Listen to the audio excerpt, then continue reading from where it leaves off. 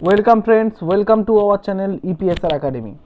তোমাদের টেট পরীক্ষা 2023-এর যে পরীক্ষা হওয়ার কথা ডিসেম্বর মাসে, সেই পরীক্ষার ডেট নিয়ে কিন্তু বারবার চেঞ্জ হচ্ছে, আবার ডেট শিডিউলের এদিক ওদিক হচ্ছে। সেটা তোমরা দেখতে পাচ্ছ বিভিন্ন ভিডিওর মাধ্যমে আমরা তোমাদের সামনে নিয়ে আসার চেষ্টা করছি।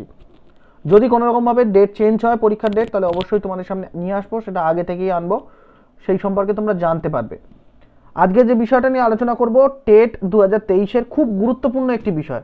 ওয়েস্ট বেঙ্গল প্রাইমারি এডুকেশনের যে সরকারি বই রয়েছে, সেই সরকারি বইয়ের গুরুত্বপূর্ণ কিছু পার্ট আমরা তুলে আনছি, যেটা বারবার টেট পরীক্ষায় আসছে এই টপিকগুলো থেকে।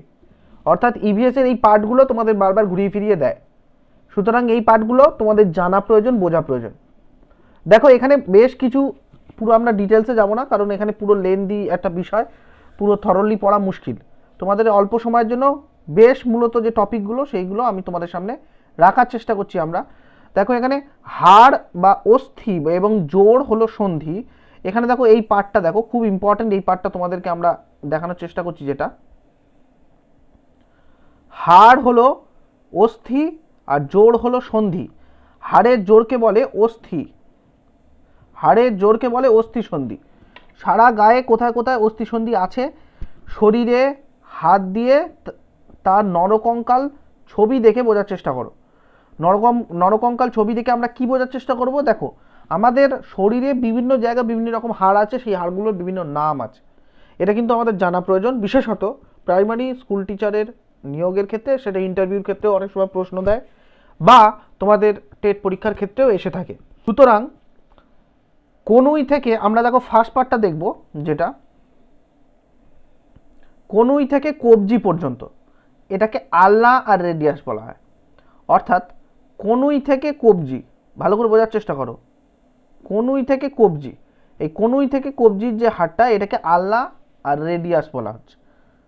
ঠিক আছে, কারণ এখানে দুটো হাড় আছে, আমরা দেখতে পাচ্ছি ছবিতে, ভালো করে দেখলে বুঝতে পারবো দুটো হাড়, একটা আলনা একটা রেডিয়াস। ঠিক আছে, এবার আমরা কাঁধ থেকে কনুই, কাঁধ থেকে কনুই মানে এইখান থেকে এই কনুই পর্যন্ত, কাঁধ থেকে কনুই পর্যন্ত হাড়টিকে হিউমেরাস বলা হয়। কাঁধ থেকে কনুই পর্যন্ত হাড়টিকে হিউমেরাস বলা হয়। মেরুদণ্ডের হাড়টিকে বলা হয়, তো মেরুদণ্ড মানে শিরদাঁড়া, যেটা সেই শিরদাঁড়া, স্পাইনাল কর্ড যেটা বলা হয়, সেই মেরুদণ্ডের হাড়টাকে কি বলা হচ্ছে? ভার্টিব্রা বা কুশেরুকা। কোমর থেকে হাঁটু পর্যন্ত, দেখো এখানে আরেকটু ডিটেলসে গেলে বুঝতে পারবে, কোমর থেকে হাঁটু পর্যন্ত, কোমর থেকে হাঁটু পর্যন্ত এই হাড়টাকে কি বলছে? ফিমার বোন, ফিমার। ঠিক আছে, কোমর থেকে হাঁটু পর্যন্ত ফিমার। হাঁটুর নিচ থেকে গোড়ালি পর্যন্ত, অর্থাৎ হাঁটুর নিচ থেকে গোড়ালি পর্যন্ত, মানে আমরা এখানে দেখলে বুঝবো হাঁটুর নিচ থেকে গোড়ালি পর্যন্ত এই হাড়টাকে আমরা কি বলছি? এই হাড়টাকে আমরা বলছি টিবিয়া আর ফিবুলা। টিবিয়া ফিবুলা কিন্তু দুটো হাড় আছে, দেখবে এখানে, এইখানে একটু ভালো করে দেখো, দুটো হাড় আছে, এইখানে কিন্তু দুটো হাড় আছে। এই দুটো হাড়কে একটাকে টিবিয়া, একটাকে ফিবুলা বলা হয়।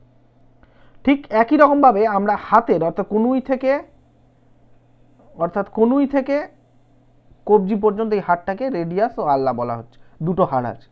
তাহলে আমরা এইভাবে বুঝবো যে আমাদের শরীরে হাড় কোথায় কি আছে এবং কাকে কিরকম কি নামে ডাকা হয়। এখানে দেখো আরও একটি বিষয় যেটা তোমাদের ইম্পর্টেন্ট পরীক্ষার জন্য, সেটা হলো দড়ির মতো এরকম জিনিস, একরকম জিনিস থাকে, তাকে বলা হয় লিগামেন্ট।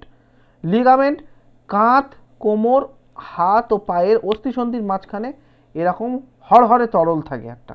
এই হাড়ের যে হরহরে ভাব, যেটা বা হরহরে যে ফ্লুইডটা থাকে, সেই ফ্লুইডটা কমে গেলে বা হাড়ের নড়াচড়া করতে অসুবিধা হয়, তখন সেটা কমে গেলে হাড়ের নড়াচড়া করতে অসুবিধা হয়। অনেক সময় বয়স হয়ে গেলে অনেক মানুষের দেখবে হাঁটুতে ব্যথা হয়, অনেক মানুষের জয়েন্টে জয়েন্টে ব্যথা হয়।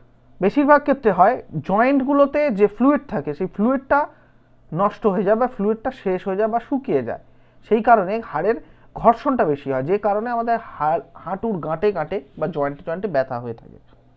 কিন্তু এই অস্থিকে মজবুত রাখার জন্য একটা জিনিস দেখে নাও, কিন্তু এই অস্থিকে মজবুত রাখার জন্য দরকার কি? ক্যালসিয়াম। ক্যালসিয়াম আমরা কোত্থেকে পাবো? দুধ আর ডিমে সেই ক্যালসিয়াম আছে। তাহলে আমাদের যদি পরীক্ষার প্রশ্ন এরকম করে যে ক্যালসিয়াম সমৃদ্ধ খাবার, নিচে একটা তালিকা দেওয়া হলো, সেখানে দুধ আর ডিমের একটা অংশ দেওয়া হলো, বললো কোনটা ক্যালসিয়ামযুক্ত খাবার, অন্য বাকি নাম দেওয়া হলো, তার মধ্যে তোমাদেরকে চিহ্নিত করতে বলা হবে, সেটা অবশ্যই তোমরা করার চেষ্টা করবে এবং সেটা পারবে আশা করি। এই টপিকগুলো, যে টপিকগুলো আলোচনা করছি সেইগুলো থেকেই কিন্তু তোমাদের পরীক্ষায় প্রশ্ন এসে থাকে। আচ্ছা, বুকের আমরা হৃৎপিণ্ডের ধুকপুক শব্দ বা হৃৎপিণ্ডের যে হার্টবিট বা স্পন্দনের যে আমরা আওয়াজ পেয়ে থাকি, সেই স্পন্দনের আওয়াজ আমরা কিসের সাহায্যে মাপি? স্টেথোস্কোপের সাহায্যে আমরা মেপে থাকি। ঠিক আছে, খুব গুরুত্বপূর্ণ একটি বিষয়। দেখো এখানে আরেকটা জিনিস বলে দিই, অনেক রকম রোগ জীবাণু, যেমন যক্ষা বা টিবি রোগের জীবাণু খুব মারাত্মক। ফুসফুস দিয়ে আমরা শ্বাস নিই আর ছাড়ি, ফুসফুসেই যক্ষা রোগ বেশি হয়, অন্য কয়েকটি অঙ্গেও হয়ে থাকে। তার মানে আমরা যেটা দেখলাম, যক্ষা রোগ কোথায় হয়ে থাকে? ফুসফুসে হয়। যক্ষা রোগ মূলত একটি ফুসফুসজনিত রোগ, এবং আমরা হাঁচি কাশির মধ্যে দিয়ে, আমাদের হাঁচি কাশির মধ্যে দিয়ে সেই যক্ষা রোগটা সংক্রমিত হয়। ঠিক আছে, এবং যক্ষা রোগ ছাড়াও আমাদের ফুসফুসজনিত একাধিক রোগ আছে, তার মধ্যে একটি ইম্পর্টেন্ট ইনফ্লুয়েঞ্জা খুব ইম্পর্টেন্ট একটি রোগ, যেটা নর্মালি বেশিরভাগ ক্ষেত্রে হয়ে থাকে সাধারণ মানুষের, এবং সেই রোগের অসুখের জীবাণু চলে যায় বিভিন্ন হাঁচি এবং কাশির মাধ্যমে। এরপরে দেখো আমরা যদি আরেকটু ডিটেলসে দেখি বুঝতে পারবো। তাহলে কি এখানে বলছে, একটা জিনিস দেখো, যক্ষা রোগ হলে ফুসফুসে যদি যক্ষা রোগ হয় তাহলে কি কি সিমটমস দেখা যায়। অনেক সময় বলে যে রোগের সিমটমসগুলো কি, সেই অনুযায়ী তোমাদের কিন্তু মেলানোর কথা বলা হয়। অর্থাৎ যক্ষা রোগ কীরকম ধরনের সিমটমস, ম্যালেরিয়া রোগ কীরকম ধরনের সিমটমস, ডেঙ্গি রোগ কীভাবে সিমটমস, কীরকম সিমটমস, এরকম বিভিন্ন রোগের বিভিন্ন সিমটমস তোমাদেরকে দেওয়া হয়, সেই সিমটমস অনুযায়ী তোমাদেরকে চিহ্নিত করতে বলা হয়। সুতরাং দেখো এখানে প্রথম বিকেলে জ্বর হয়, রাতে ঘাম, শ্বাসকষ্ট হয়, ঘুম থেকে ওঠার পর টানা কফ উঠতে থাকে, তারপর খাওয়ায় অরুচি, বুকে ব্যথা, অসুখ একটু বাড়লে কাশির সঙ্গে কাঁচা রক্ত ওঠা, ক্রমশ ওজন কমতে থাকে। ঠিক আছে, ওই হাঁচি এবং কফ এর থেকেই কিন্তু রোগ ছড়িয়ে যায়, যেটা আমরা পরে দেখতে পাচ্ছি। খুব ইম্পর্টেন্ট এই বিষয়গুলো বন্ধুরা, বারবার বলছি, এই যে টপিকগুলো নিয়ে আমরা যেটা নিয়ে আলোচনা করছি খুব ইম্পর্টেন্ট, কারণ তোমাদের টেট পরীক্ষায় কিন্তু ওয়েস্ট বেঙ্গল সরকারের বা রাজ্য সরকারের যে প্রাইমারি যে এডুকেশনের যে বই দেওয়া আছে, সেই বইয়ের থেকে কিন্তু একাধিক প্রশ্ন এসে থাকে ইভিএসে। সুতরাং এই টপিকগুলো কিন্তু বারবার আসছে, সুতরাং চেঞ্জ করে করে তোমরা কিন্তু পড়ার চেষ্টা করো। বিশেষত টেট পরীক্ষা এবং ইন্টারভিউ দুটোর ক্ষেত্রেই ইম্পর্টেন্ট। ঠিক আছে, ইন্টারভিউ কবে হবে তার কোনো সিওরিটি নেই, কিন্তু তবুও ইন্টারভিউর জন্য প্রিপারেশন এবং টেট পরীক্ষা অ্যাজ ওয়েল অ্যাজ টেট পরীক্ষার জন্য তো অবশ্যই তোমাদের এই পার্টগুলো খুব ইম্পর্টেন্ট। থুতু থেকেও ছড়ায় এবং সামনে দাঁড়িয়ে কথা বললেও ছড়ায়। তার মানে তবে সুতরাং মনে রাখতে হবে, যক্ষা কিন্তু বংশগত রোগ নয় বা জেনেটিক কোনো ডিজিজ নয়। এটা খুব ইম্পর্ট্যান্ট একটি বিষয়, যক্ষা কিন্তু বংশগত কোনো রোগ নয়। এই রোগ কতদিনে সারে, কিভাবে সারে এবং কতদিনে সারে? দেখো ডিওটি ডট একটা চিকিৎসা, এই চিকিৎসার মাধ্যমে কিন্তু বর্তমানে যক্ষা রোগ সেরে যাচ্ছে, ডট চিকিৎসার মাধ্যমে। মাঝপথে ওষুধ খাওয়া থামিয়ে দেওয়া ঠিক না, তাতে যক্ষা আরও মারাত্মক হয়ে উঠতে পারে। বিশেষত মানে যদি কারো যক্ষা হয়ে থাকে সেক্ষেত্রে সে যদি ডট পদ্ধতির চিকিৎসার ব্যবস্থার অবলম্বন করে তাহলে, এবং চিকিৎসা ব্যবস্থার অবলম্বন করে এবং পরবর্তীকালে যদি সেই চিকিৎসা ব্যবস্থা কমপ্লিট না করে যদি ছেড়ে দেয়, তাহলে কিন্তু তার অনেক বেশি সমস্যা হতে পারে। আরেকটি গুরুত্বপূর্ণ বিষয়, সেটা হলো তোমাদের এখানে প্রশ্ন এরকম করতে পারে যে ধান তোলা হয় বা ধান চাষের পদ্ধতি পরপর স্টেপ বাই স্টেপ, যেটা অনেক ক্ষেত্রে সিটেটে এসে থাকে, সেরকম ধরনের অনেক সময় প্রশ্ন আসতে পারে তোমাদের। যেহেতু তোমাদের ইভিএস যে বই বা আমার পরিবেশ যে বই, সেই বইয়ের কিন্তু খুব গুরুত্বপূর্ণ পার্টগুলোতে রয়েছে এইগুলো। সুতরাং এরকম ধরনের সিটেটে প্রশ্ন এসেছে এবং টেট পরীক্ষাতেও অনেকবার প্রশ্ন এসেছে গম চাষের পদ্ধতি পরপর স্টেপ বাই স্টেপ, এবং ধান চাষের পদ্ধতি পরপর স্টেপ বাই স্টেপগুলো অলটপালট করে দেওয়া হয় এবং সেখানে বলে দেওয়া হয় কোনটার পর কোনটা হবে। তো সুতরাং তোমরা এখানে একটু বিষয়টা ভালো করে দেখলে বুঝতে পারবে। আমি সেই কারণেই তোমাদেরকে এই পার্টটা রেখেছি এখানে। প্রথম ছোট জায়গায় ধান ছড়াতে হবে, এটা বীজতলা তৈরি করতে হবে এবং ঘন হয়ে ছোট ছোট চারা গাছ বের হয়। যখন ঘন হয়ে ছোট ছোট চারা গাছ বের হয় সেই গাছগুলোকে বলে বীজ ধান। ঠিক আছে, কি বলে? বীজ ধান। ইম্পর্টেন্ট এই পয়েন্টগুলো মনে রাখবে, বীজ ধান বলা হয়। এবং এরপরে হাতখানেক হলে সেগুলোকে তুলে বসাতে হবে অন্য জায়গায় এবং বিগতখানেক অন্তর সারি দিয়ে বসাতে হবে, অর্থাৎ এক বিগত গ্যাপ দিতে হবে বা এক হাত করে গ্যাপ দিতে হবে। গ্যাপ দিয়ে সেই চারা বসানো বা সেটাকে বলা হয় রোয়া, ধানের চারা রোয়া।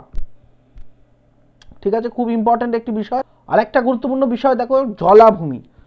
ঠিক আছে, ওয়েটল্যান্ড নিয়ে কিন্তু বারবার প্রশ্ন আসে টেট পরীক্ষায়, যে ওয়েটল্যান্ড কনজারভেশন অ্যাক্ট কবে চালু হয়, ভারতবর্ষে কবে ওয়েটল্যান্ড কনজারভেশন অ্যাক্ট বা রামসার সাইট কতগুলো আছে, এরকম ধরনের প্রশ্ন এসে থাকে। কিন্তু এর সাথে সাথে টেট পরীক্ষায় তোমাদের ওয়েস্ট বেঙ্গল রাজ্য সরকারের, পশ্চিমবঙ্গ রাজ্য সরকারের যে বই আছে সেই বই রিলেটেড বেশ কিছু প্রশ্ন উঠে আসে, যেটা আমাদের না পড়লেই নয় বা না জানলেই নয় টেট পরীক্ষা দিতে গেলে। সেটা হলো মোট 4টি জলাভূমির কথা এখানে উল্লেখ করেছে। উল্লেখ না করে দিলে আলাদা ব্যাপার ছিল, উল্লেখ যেহেতু করা আছে সেহেতু তোমাদের এই 4টে জলাভূমির নাম কিন্তু জেনে রাখতে হবে। কারণ পরীক্ষায় তোমরা দেখেছো 2022-এও পরীক্ষায় এসেছে, এবং 2022-এর পরীক্ষায় যখন আমরা আলোচনা করছিলাম তখনও কিন্তু এই বিষয়গুলো নিয়ে আমরা আলোচনা করেছিলাম, যে এখানে জলাভূমির নাম বলে দেবে এবং সেগুলো কোথায় কোথায় অবস্থিত, এরকম ধরনের প্রশ্ন কিন্তু আসতে পারে। সুতরাং জলাভূমির নামগুলো তোমাদের জানা প্রয়োজন। এক্ষেত্রে দেখো একটা বিষয় বলে দিই, কটা জলাভূমির কথা বলেছে, মোট 4টে জলাভূমির কথা বলেছে। একটা হচ্ছে পূর্ব কলকাতার জলাভূমি, একটা পুরুলিয়ার সাহেব বাঁধ, খুব ইম্পর্টেন্ট। যারা টেট পরীক্ষার প্রিপারেশন নিচ্ছ তারা কিন্তু প্রত্যেকে প্রশ্নগুলোর মান দেখলে বুঝতে পারবে, বা এই টপিকগুলো জানলেই বুঝতে পারবে। হাওড়ার সাঁতরাগাছি ঝিল, কোচবিহারের রসিক ঝিল বা রসিক বিল, খুব ইম্পর্টেন্ট এই পার্টগুলো। এগুলো কিন্তু তোমরা জেনে রাখবে কোথায় অবস্থিত বা কোন জায়গায় অবস্থিত। এছাড়াও আরেকটি বিষয় ইম্পর্টেন্ট, যেটা হলো দেখো এখানে বলেছে কলকাতা কিন্তু পূর্ব দিকে ঢালু। ঠিক আছে, এটা কিন্তু জেনে রাখতে হবে, কলকাতা ঢাল কোন দিকে আছে সেটা কিন্তু তোমাদের প্রশ্ন দেয় অনেক সময়। কলকাতা কিন্তু পূর্ব দিকে আস্তে আস্তে ঢেলে যাচ্ছে, অর্থাৎ পূর্ব দিকে আস্তে আস্তে ঢালু হয়ে যাচ্ছে। কারণ পূর্ব দিকে আমরা জানি, একটু ভালো করে ভেবে দেখলে বুঝতে পারবো, আমাদের বঙ্গোপসাগর কিন্তু পূর্ব দিকে, ভারতবর্ষের পূর্ব দিকে, এবং তার সাথে সাথে ওয়েস্ট বেঙ্গলের পূর্ব দিকে। সুতরাং পূর্ব দিকে একটু ঢালু এই কারণেই যাতে নদীর স্রোতটা গিয়ে সেই নদীর জলটা গিয়ে বঙ্গোপসাগরে মিশতে পারে। খুব ইম্পর্টেন্ট একটি বিষয়। দেখো এখানে আরেকটা জিনিস বলেছে, কোথায় কিভাবে, এটা তোমরা স্ক্রিনশট মেরে রাখতে পারো, এটা খুব ইম্পর্টেন্ট। কোথায় বা কবে মাছের ঘাট তৈরি করা হয়, পাকাপাকিভাবে মাছ চাষ শুরু হয় এবং বাণিজ্যিকভাবে মাছ চাষ শুরু হয়, অর্থাৎ মাছ চাষ সম্পর্কিত গুরুত্বপূর্ণ একটি বিষয় দিয়েছে। খুব ইম্পর্টেন্ট, এরকম টপিকগুলো থেকে প্রশ্ন আসে। বারবার এই টপিকগুলো তোমাদের সামনে এই কারণে নিয়ে আসছি, কারণ এগুলো ইম্পর্টেন্ট পরীক্ষার জন্য। যারা ভিডিওটা দেখছো তারা অবশ্যই ভিডিওটা লাইক করো, কারণ লাইক ইম্পর্টেন্ট, তোমরা লাইকটা ভুলে গেলে চলবে না। সুতরাং তোমরা এটা আশা করি স্ক্রিনশট মেরে রেখেছো। খুব ইম্পর্টেন্ট একটি বিষয়। ভিডিওটা শেষ পর্যন্ত দেখার জন্য অসংখ্য ধন্যবাদ, এবং যারা এখনও চ্যানেল সাবস্ক্রাইব করোনি তারা অবশ্যই চ্যানেল সাবস্ক্রাইব করো না। ইপিএসআর একাডেমি আমাদের চ্যানেলে কিন্তু প্রতিনিয়ত চাকরির আপডেট, নতুন নোটিফিকেশান, গুরুত্বপূর্ণ আপডেট, বিশেষত টেট, মাদ্রাসা সার্ভিস কমিশন, এসএসসি বা এসএলএসটির গুরুত্বপূর্ণ আপডেট সমস্ত কিছু কিন্তু টাইম টু টাইম নিয়ে আসা হয়। এর সাথে সাথে তোমাদেরকে টেট পরীক্ষার যে গুরুত্বপূর্ণ প্রশ্নের যে সেট পরপর আমরা নিয়ে আসছি সেগুলোও আনার চেষ্টা করছি, যাতে তোমাদের টেট পরীক্ষায় বিশেষ সুবিধা হয়। সুতরাং চ্যানেল সাবস্ক্রাইব করে পাশে বেল আইকন ক্লিক করতে একদম ভুলবে না। দেখা হচ্ছে নতুন ভিডিওতে, ততক্ষণ পর্যন্ত সবাই সুস্থ থাকো। Thank you, thanks for watching.